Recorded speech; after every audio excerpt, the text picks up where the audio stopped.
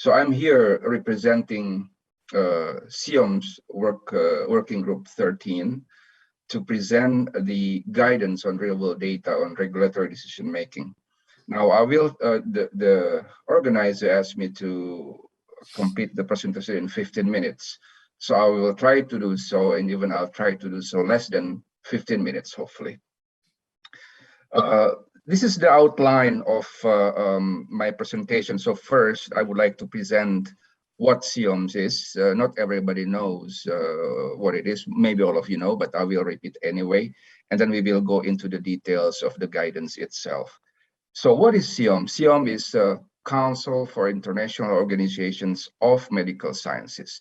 So it's basically the umbrella of all medical organizations in the world. What is the mission? What is the objective? The objective is very simple, is to advance public health through guidance on health research.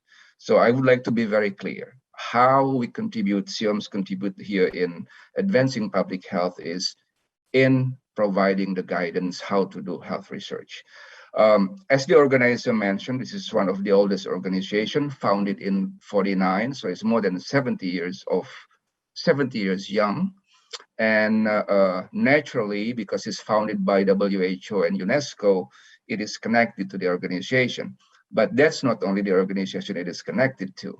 Starting 2016, for example, CIOMS has become the formal observer of ICH. That's another umbrella organization dealing with the harmonizations of all standard and guidance in the world. So that's CIOMS. What do we do in CIOMS? There are many activities done in CIOMS, but primarily could be categorized into three areas: bioethics, pharmacovigilance, and product development. And typically, each guidance is developed within 2 or 4 years. But sometimes, given the complexity and given different agendas from different organizations, it could take 10 years to complete one activity and one document, for example, for SMQs. Now, this slide shows the summary of what has been completed in pharmacovigilance area. Documents that have been finalized, there are 15, starting in CIOMS number 1 in 1990 on adverse drug reaction. And the last one is on, we call it DILI, which is drug-induced liver injury that is finalized in 2020. So that's in essence what CIOMS means in terms of how CIOMS provide guidance in doing research to advance public health. Now let's go into the details of CIOMS Working Group 13 itself.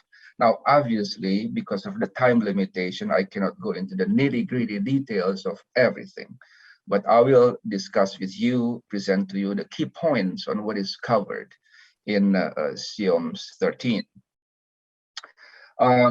Before we go into the details, I would like to first settle with everyone about the definition, because there's a lot of confusions. Many people ask, what is real-world data? What is real-world evidence? What is the difference between the two? So the essence is this. Real-world data is a big umbrella of data, all kind of data outside the traditional trials. So there's so many things in there. The data about disease, about the target population, about treatment, and so on and so forth. So that's real-world data. Real-world evidence is actually the value or the evidence derived from real-world data. As you can imagine, in Russia, for example, there are many registries, raw data registries with observation of different patients. But we cannot learn from that without, subtracting or getting value from that. And that is what real-world evidence. For example, what is incidence of diabetes in Russian population? So that's the value, that's the evidence. What is the drug utilization of certain products in the diabetes population? That's the value. Now, there's another question. So what is the difference between epidemiology and real-world evidence, real-world data? Now, epidemiology is one of the scientific field that is used to extract value or evidence from real world data. It's not the only science, obviously. Biostatistics involved, computing, digital, and so on and so forth. Now, the reason why I present is because in many, many meetings, there's always a confusion between the three. And if you see across different pharmaceutical companies or academia, there are departments for real world evidence, for epidemiology, for real world data, and so on and so forth. So now you could see what the connections and the differences. Okay, so what is the objective of this guidance on CIOMS 13 guidance on real world evidence for decision making? Again, I would like to emphasize the key is to provide advice. Now, the two main things that about which we want to provide advice. Number one is advice on when real world evidence and real world data could be used in the regulatory, payment, and other decision making. So when part. The second one is on the how. When we know that it could be used, how we do it. So we need to understand the factors that need to be considered to design and execute a good and accurate studies. So again, the aim really is on when and how. And what is the scope? Now, as you can imagine, there is a lot of discrepancies in the requirement for real-world data and real-world evidence across different organizations, different regulators. And the scope of this document really is to discuss those differences, to see how one stakeholder is different from the other in the requirement. And then number two is how to harmonize it, how to harmonize these differences, different practices and guidance among stakeholders. And the last but not least is the ethical issues. This is very, very important given the nature of the real-world data. Now, who is the audience? The audience, I think this slide is very self-explanatory. The intended audience for this document, for this guidance is obviously regulators, health technology assessments, healthcare professional, researchers, academia, as well as certainly pharmaceutical industry. So that's the first thing. What is the aim and the scope and the audience? Now, when we make this guidance, it will be very, very helpful to see how real-world evidence could be used. What is the opportunity of real-world evidence in the decision-making throughout the product life cycle? So this document will also highlight the uses and examples of real-world data and real-world evidence in those stages. Now, this is a very busy slide, so I'm not going to belabor too much, but I would like to highlight two things. Number one, even before the drug enters the development phase, so this is very early phase in the development, early research, real-world evidence, real-world data could be used to understand the characteristic of the target population. What is the size? What is the incidence and prevalence of the disease? What is the comorbidities of the disease, which will be very helpful to define the safety profile of the drug later on. And also we could use this to understand the unmet medical needs in the target population. So there's an example on the early research on how we could use real-world evidence for decision making, and then continue in the different step. Maybe the one that many people now know is on the post-marketing. When the drug hits the market, real-world evidence is very, very useful in understanding in our knowledge of the safety profile, safety and benefit profile of the drug. So we know in Europe, for example, we have post-approval safety studies to further evaluate the safety profile of the product, and PACE, which is post-approval effectiveness study. So those are the example of how real-world evidence studies could be used across different stages of drug life cycle. Now, I cannot explain everything here given the timeline, but those are the three examples. Now, this slide is actually similar to the previous slide, but this one is presented in terms of the diagram. So in each stage of the development, what is the opportunity of real-world evidence and real-world data to improve the decision making. Now, the data sources itself, I think previous presenters present different type of data. Again, this is a very broad definition of real-world data. There are many, many types, but for structure and for clear understanding, we categorize it into four. Number one is the pre-existing data sources that currently exist, that include claims, electronic health records, and so on and so forth. This has been used for many, many purposes, mainly for safety perspective. But existing data alone is not enough, because sometimes those data are not suitable to address the question. So there is another category of real-world data, which is data that is collected on an ad hoc basis, specifically to address specific questions. Now, the classic examples for this studies with ad hoc data collection is pregnancy studies. Now, oftentimes the existing data sources do not include the link between the mother who take the drugs and the offspring.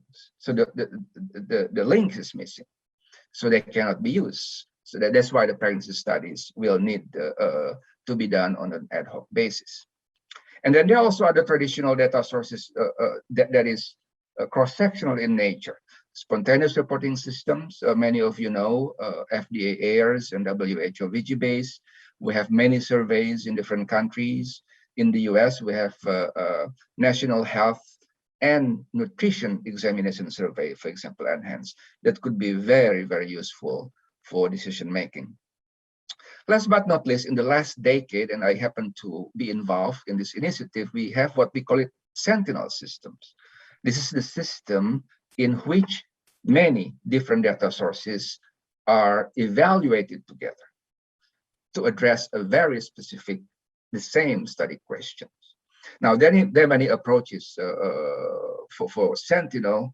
One of them is called CDM, or Common Data Model, but that's not the only approach to do it. There are many other approaches. Now, again, the objective of this slide is to show you the depth and the breadth of real-world data that are currently available in the world. And again, we call it traditional because this has been used many, many times.